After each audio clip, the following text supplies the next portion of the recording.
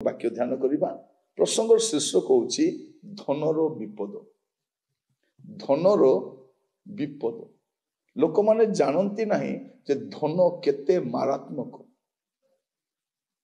ताको जदि दास भलिया रखो तो ठीक, जदि मालिक ही गला धन आपणकर आपण को संपूर्ण भाव में क्षतिग्रस्त करके ये आप देखो मो सहित प्रथम तिमोथी 6 पर्व तार 9 पद आ 10 पद धनर विपद कौन लिखा जाउछि।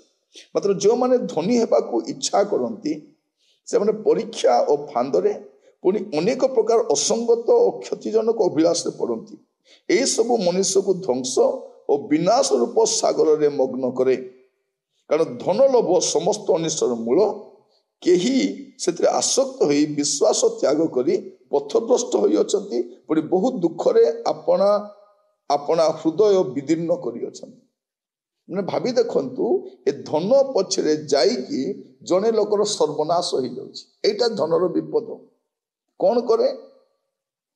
धनी हेबाकु इच्छा करे, धनी तो परे हुए, इच्छा करे से माने परीक्षा फांदरे अनेक प्रकार असंगत और क्षतिजनक अभिलाष पड़ती। ए सब मनुष्य को ध्वंस और विनाश रूप सागर में मग्न करे। धन लोभ समस्त अनिष्टर मूल। केही केही सेतिरे आसक्त होई विश्वास त्याग करी पथभ्रष्ट होई अछंती, पुणी बहुत दुखरे अपना अपना हृदय विदीर्ण करी अछंती। माने एटा आरंभ। एटा आपण देखिबे एटा धनर विपद। मोर प्रिय माने जागतिक लोक पाई धन सब किछि हेई पारे, किंतु आम पाई धन सब किछि नुह। आमे धन पछरे जाईकी आमे गुडे विषय हरेई बसिछु। धनर विपद आमे देखुतिलु। जदि आपण देखिबे द्वितीय राजावली 5 पर्व तार 27 पद, ये तु नामान कुष्ठ रोग तुम्हारे और तुमर वंश रे सदाकाल लगी रहिबो। एतरे गिहेजी हिमतुल्य श्वेत कुष्ठग्रस्त होई तांको साक्षात बाहरी गला। देखो तो धनर विपद कौन? गोटे सेवक एलियों पर एलिसा, एलिसाई पर किए? गिहेजी। माने एलियो जो सेवा कार्य कले ताठारु उत्कृष्ट सेवा कार्य एलिसाई कले। आउ सेमिति उत्कृष्ट सेवा कार्य गिहेजी भी करबा कथा। ये सेवा कार्य न करी कुष्ठग्रस्त होइछंती एवं आपनार परिवार पाई आगामी पीढ़ी पाई से कुष्ठ रोग आनी दैछंती उपहार रे। किए तते देला? नै मो बापा मते दैछंती। किए देला? मो जेजे बापा। माने ए वंश परंपरा पाई और अभिशाप आनिले एटा होछि धनर विपद। प्रिय भाई भनी माने आउ धनर विपद आपण कहिबे कि प्रेरित पुस्तक देखंतु। एटा गोटे सेवक, सेटा जने भाववादी। से भाववादी हेबा कथा। गेहेजी कौन हेबा कथा? असिस्टेंट परे परे भाववादी हेबो। से असिस्टेंट भाववादी। से भाववादी कौन हेछि? ए धन पछरे जाईकी एबे जो माने बोलेरो पछरे, स्कॉर्पियो पछरे, इनोवा पछरे, गाड़ी पछरे, डॉलर पछरे, यूरो पछरे जाउछंती, एमान को अवस्था भी सेया हो। से कोछ एटा समय की सुना रूपा वस्त्र ग्रहण करिबा समय की? भाववादी माने समय जानी सेवा करिबा कथा। याकू ए गिहेजी को कौन? ए टंका भूत धरिछि। ए भूत तार सर्वनाश कर दिछि। एबे आमे देखिबा औ जनक।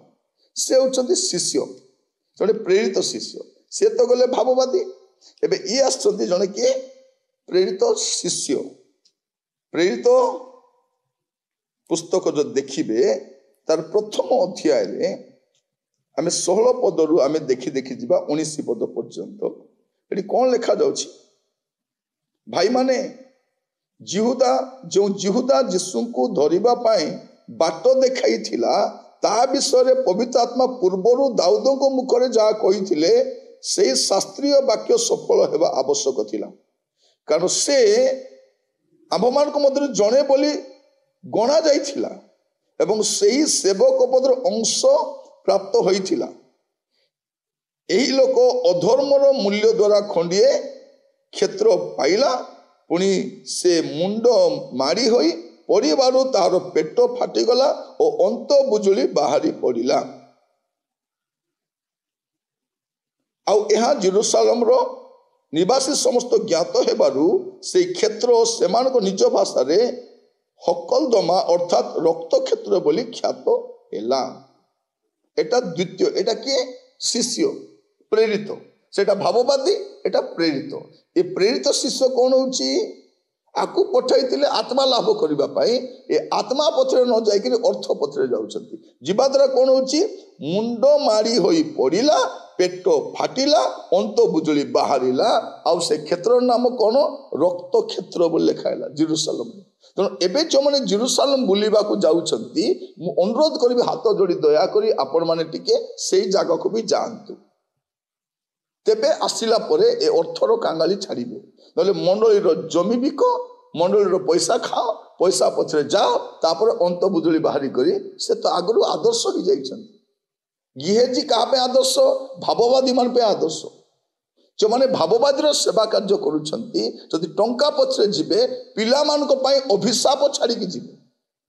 आ प्रेरित होई कि जदि टंका पछरे जिबे किछि नाही, पेट फाटिबो, अंत बुजुली बाहरिबो, मरिबो। एटा होची धनर विपद। एटा तो गला प्रेरित। तापरे आसीबा परिवार। परिवार पाई विपद कौन? प्रेरित 5 पर्व तार 5 पद। ये सब कथा शुणी हनन्य कचाड़ी होई पड़ी प्राण त्याग कला। सेथिरे जो लोक या शुणिले समस्ते अतिशय भय पाइले। कौन? जमी बिक्री कले, बिक्रीत मूल्य आनी दौछंती किए? एई महादानी हनन्य आणुछंती। आउ कौन होउछंती? कचाड़ी होई पड़ी मरुछंती। एइटा होची धनर विपद। तांको कहा जाउची बाबू बिकिबा पूर्वरु तुम संपत्ति थिला, बिकिला परे भी तुम धन थिला, काहे कि मिछ कहिलो? बेले बेले देखिबे विश्वासी मान को दरमा मिली थिबो, नाही सार दरमा मिली नाही। से स्वामी कहबो दरमा मिली नाही, तार साक्षी किए? ए स्त्री। दरमा मिली थिबो, दान देवा पई पड़िबो, 10 मास देवा पई पड़िबो बोली, नाही सार मिली नाही। जमी बिक्री थिबे करथिबे, पैसा आसीथिबो, लोन आसीथिबो, पैसा आउ कोठो पैसा आसीथिबो, काले देबाकू पड़िबो बोली आपण सहमति हुअंतु नाही। धनर विपद अछि। ये कोन करछि? कचाड़ी होई कि मरुछि। तापर देखिबे 10 पदरे कोन लेखा जाउछि?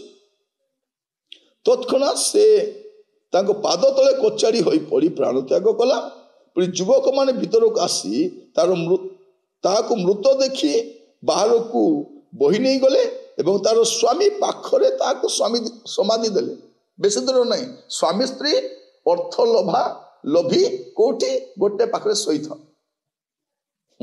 प्रिय भाई भौणी माने एइटा होछि धनर विपद। आपणकर धन तथापि आपण सतर्क हेबा दरकार, नचेत या द्वारा जो प्रमाद अछि आपण जानि थांत। आसंतु आमे सावधान हेबा, प्रार्थना करिबा। अनुग्रहकारी पिता परमेश्वर, धनर विपद अति भयंकर। आमन को बुझिबा पे सहायता करो प्रभु। आउ धनर उचित विनिमय करिबा पे मते आमन को अनुग्रह करो। तार विनियोग ठीक रे करि परिबु, आमन को दया करो।